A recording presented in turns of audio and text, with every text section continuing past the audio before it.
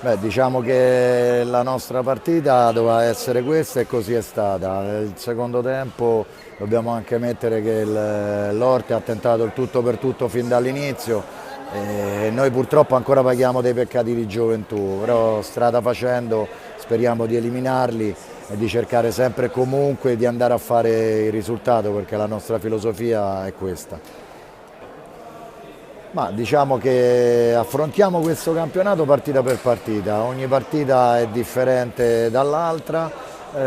attualmente la classifica è molto corta, ci sono dei valori acquisiti che ancora non si sono ben definiti, per cui noi ci arrampichiamo piano piano, pezzo per pezzo e cercheremo di arrivare dando sempre il massimo a questa splendida salvezza che chiaramente rimane l'obiettivo primario.